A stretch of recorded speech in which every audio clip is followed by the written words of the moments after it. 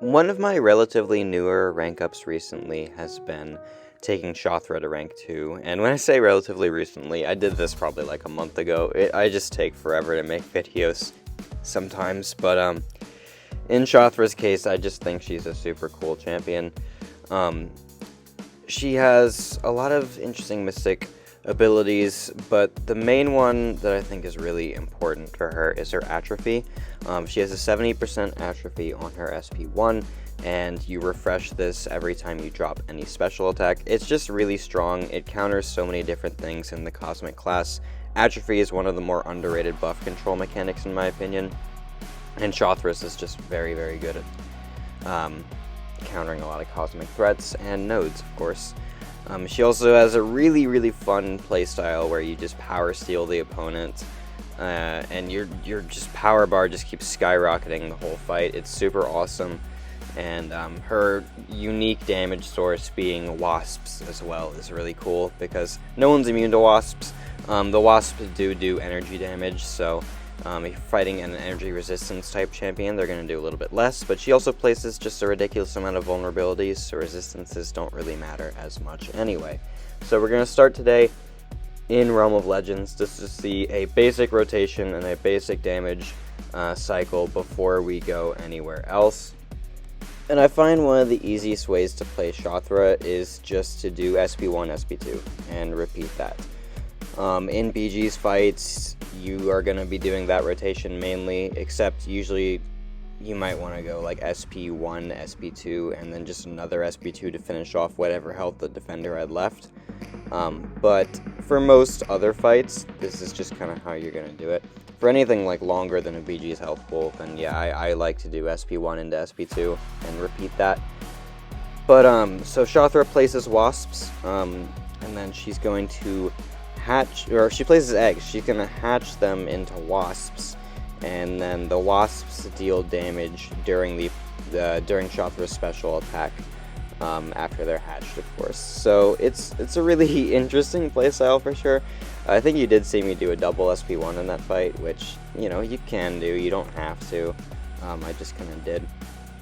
But we're gonna start with some BG's fights now. The first one being Serpent. And like I talked about the atrophy earlier in the video, this is Shathra's strongest ability in my opinion, and against Serpent it's definitely no exception because I think that atrophy is like the best way to counter Serpent, just because his death immunity is immune to Nullify and Stagger, and he himself is immune to Fate Seal, so you can neutralize it. It's not always guaranteed because of his 125% chance. So atrophy, where you just reduce the duration of it so much that it's almost not there, is one of the best ways to counter it in my opinion. So we're gonna go for another SP1 here just because I wanted a little bit more wasps before we go for an SP2, but I don't think I necessarily needed to do that. And then I dropped the SP2 here. The wasps just do an absurd amount of damage, and now he's in his death immunity mode, and just like that, it's gone because the atrophy is so potent, and I can just drop that SP1 to his block because the wasps are what do damage anyway. And that is a Serpent at even ranks, taken down at full health and in 52 seconds. So really, really love Shathra for the Serpent matchup. She is one of the best Serpent counters in my deck, if not the best. Obviously meta dependent, but she consistently is just very good for him. So next up, we're fighting Nick Fury. Another interesting example of her atrophy, because once Fury gets his personal Fury, then we're gonna remove it really fast with Shathra's atrophy. So it's not like extremely important to get rid of Nick's Fury or anything, but it is very helpful if you do so. Another interesting thing is I expected Nick to purify the wasps because of how he removes everything when he goes into his second life, but he does not actually do that. Shathra's wasps do not get removed when Nick switches his lives, which I find really awesome. As you can see there, it's still 306, and then I'm still unblockable, so there's no threat to that fight. He does remove the atrophy, of course, but it's not that bad. And then here I'm going to eat an unblockable SP1. I don't know, I just should have played around that a little bit better. But anyway, we're dropping SP2s here. I need to go for a kill real fast. I charge heavy into another SP2 with just the little wasps that I have left just to finish them off, and then that is Nick. So 72 seconds, lost health that I really should have just been better at not losing, and then that's it for Nick. So now we move on to Maestro here. Rank 3 Maestro, so you are punching up a rank, and I'm going to remove his ability to gain his charges immediately with a heavy attack, and then I run into his heavy attack because that sounded smart at the time. And then we're going to drop an SP1, which is going to place the atrophy, and atrophy is actually Maestro's biggest weakness because there are many stipulations in his kits that make him weaker against atrophy, which is pretty cool.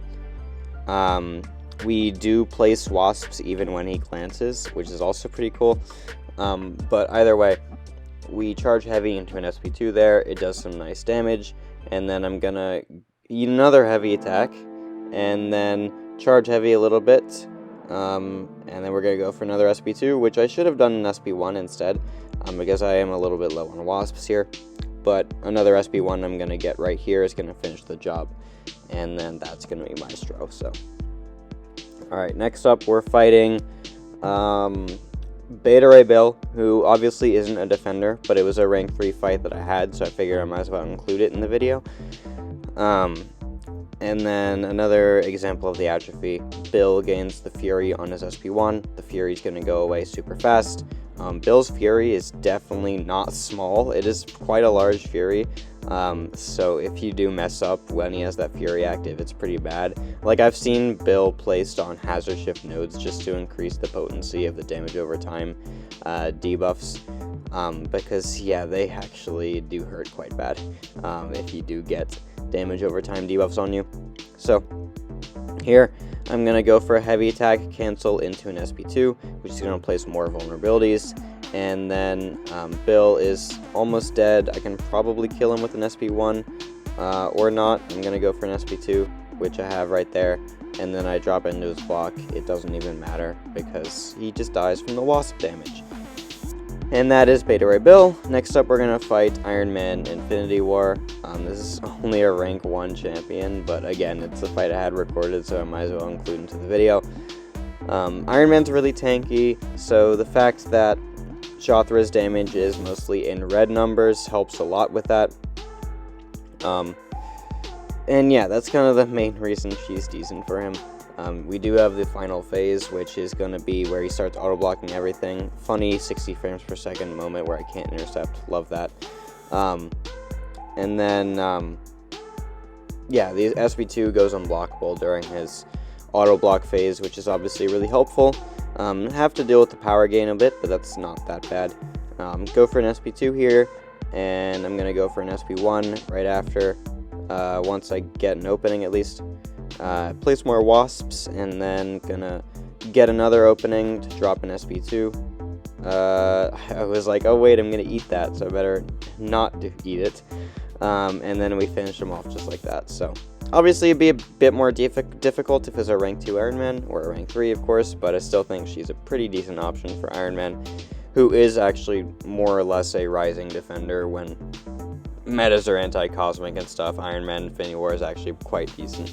So, next up we're fighting Killmonger. This Killmonger may or may not have recoil masteries on, I don't remember. He does not, okay. So, either way, this Killmonger is Sig 200, so we are going to take a lot of reverb damage if I do mess up the reverb transition, so hopefully I don't do that, but if I remember correctly, I do that actually. So, I'm going to go for an SP1 here, and then he's going to drop his SP1, which is going to cause a lot of reverb damage on me, unfortunately. But, again, Shathra's damage coming mainly in red is going to help me a lot later in the fight. Because the reverb, you can't obviously reverb red numbers, so that is really awesome. He's armor broken now from the node, but it's a little bit dumb, actually. But it's not really impacting the fight too much. Here, I'm going to go for another heavy attack, and then we're gonna actually take a good bit of reverb damage because again this Killmonger is Sig 200. and then I didn't manage his power as well as I could have, but we still kill him at pretty decent speed, and that's just something that I should have been able to clean up health-wise, so it's not too bad. Alright, next up we're going to fight Red Goblin in the Crucible. This is like a big cosmic test dummy almost. Red Goblin is not much of a defender, but he does have like 800,000 health, so again, it is more or less a test dummy fight just to see a bit of her damage for more of the longer fights that we're going to see upcoming in this video. Place some eggs right there, and then Dex is special too. I'm going to go for a charge heavy right here into my own SP2, and then it has 500 wasps, and then they do pretty good damage, of course. So I did nullify a buff there with Shathra's 4th lay attack. I also accidentally threw that SP1 to his block. The timing of canceling Shathra's heavy attack into a special attack is kind of difficult sometimes, because you have to, well, make sure to time it right when they're stunned, and then it's a little bit different if they aren't stunned. But either way, go for an SP2 right here, and then he takes a lot of red numbers. Gonna place a few more wasps on that combo, and then I'm gonna go for a heavy attack into another special 2, or an SP1 I meant, because yeah, alternating special attacks is usually a really good way to go about this fight. Heavy attack into another heavy attack, cancel it into the SP2, and Red Goblin is dead just like that. And then we move on to the next fight in the video, which is going to be against Dormammu in Eternity of Pain. This fight is really interesting because it's a fight where you want a lot of buff control, but neutralize is not the option, because you need to have buffs on yourself in this fight, and neutralize actually is going to prevent the placebos from the node being placed on you. So that's fun. Instead, we're just going to use Atrophy and shorten the duration of Footloose so much to where it's not even relevant whatsoever, as you could see there. The stun immunity node it's not affected by the Atrophy as much as you might expect, just because of how math works. Because basically, let's say the stun immunity was 8 seconds when it was triggered, but the node itself increases the duration of it by 2 seconds per buff on me. So the 70% versus the 8 seconds would reduce it to like closer to 3 seconds, and then it would still gain the extra seconds based off of the placebos. So it ends up being like a 11-13 second stun immunity buff anyway. But yeah, it is what it is. And here, the node has 90% energy resist, so like all of my damage is coming from the node that lets me place degenerations on Dormammu. So that obviously sucks, because again, Shathra's damage is energy damage, so I'm just only doing damage by spamming these degenerations. But again, this is just an example of her utility versus like the Footloose node more than anything else, right? So I'm gonna eat a heavy attack and then drop an SP1, and then Dormammu goes down. So just like that, we move on to the next fight, which is going to be against Icarus in the same quest. This node, it's got a lot of weird stuff. You don't want to parry him, I believe, and then it has make a stand, so I need to knock him down constantly, which Shathra is just really, really good at, because she uses special attacks and heavy attacks all the time. However, another good thing about this node is it has, about this fight I mean, is it has Mighty Charge, and Shathra, again, does not rely on debuffs whatsoever, which is really, really nice utility for this fight for sure. And just as a character in general, it means that you can use her against like Masochism nodes often and not worry about those debuffs. Same with like Conflictor. So yeah, I really like characters who don't rely on buffs and debuffs. Shathra is a great example of that. Destroyer this year is another champion like that. Bullseye as well, where they just don't need buffs or debuffs at all to do anything. They just have passives. And that's all they need to succeed. I find that really cool. I like champions like that. So, drop an SP1 here, do some more wasp damage, of course, and then I'm going to go for another SP2 as well. Heavy attack right into it, place all the vulnerabilities, which are paused during my special attack, of course. So, Don't have to worry about them expiring. Threw my SP2 there with less wasps than normally I would have, but that's okay.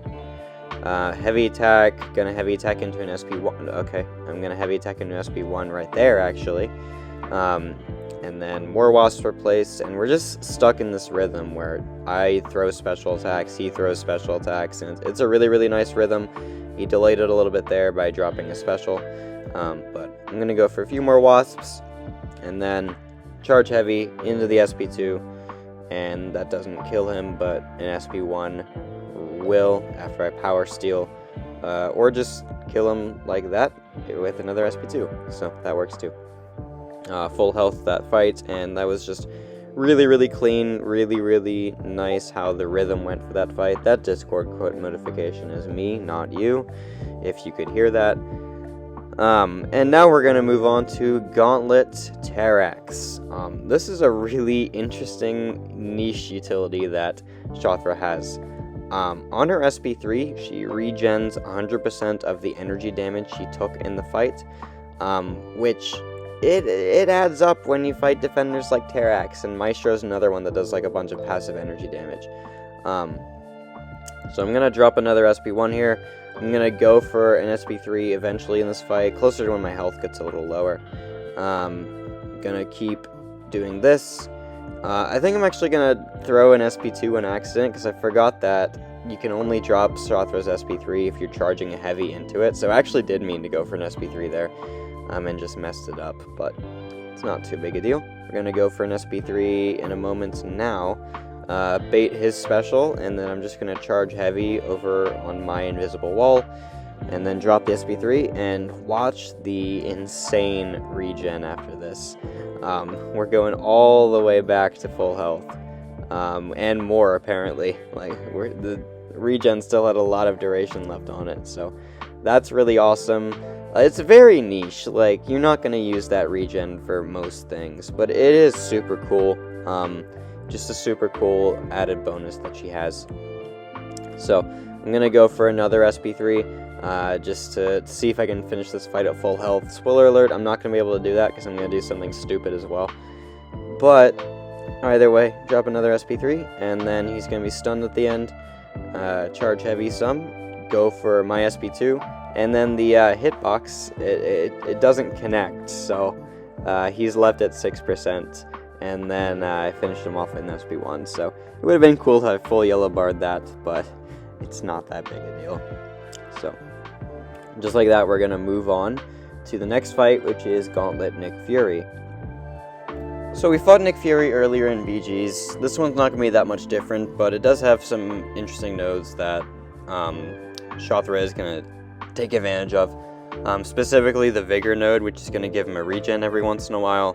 And then Kinetic Transference is interesting because it means that if Nick throws an SP1 and I'm forced to block it and he's at low power, then I have more power to power steal at the end of the attack. Because Shathra, if the opponent's power bar reaches 0, I don't gain power gain anymore, right? So, if that's the case, and I'm ever in a scenario where he drops an SP1 and he's at low power, then I'm not screwed, and it's not like I can't charge heavy at the end of the attack. So, yeah, keep repeating special 1 into special 2 like usual. Kill some wasps there to gain some power. I'm baiting his SP2 here, which he's going to throw eventually. There he does. Lost a lot of vulnerabilities though, so that kind of sucks. Got 22 at least for this. And then I'm going to charge heavy into another SP2, which I might have meant to throw an SP1 actually. But here I'm definitely going for an SP1. Release my heavy attack a little bit early because I thought I was going to get hit by his. But that's okay. Go for an SP1 here. He is unblockable, so I need an intercept, which I get a nice ricochet intercept right there. Charge heavy into an SP1, which I probably also meant to be an SP2, because I was worried about him dropping a special off my relic and stuff, of course. So, anyway, we're about to push him into second life, and we have way more wasps than we could ever need. So, I don't know why I didn't charge my heavy there. I wanted to go for a parry instead, but I really didn't need to do it that way. That pushes him into second life with a combo right after. I'm going to heavy attack into another SP2 just to get the bar rolling a little bit on his health ticking down. And then we are going to try to bait a heavy right here to go for a special 1 of my own. And then he's going to lose his unblockable, and then he gains some more power, so I can charge heavy there. Drop the SP2, and then he's almost dead now.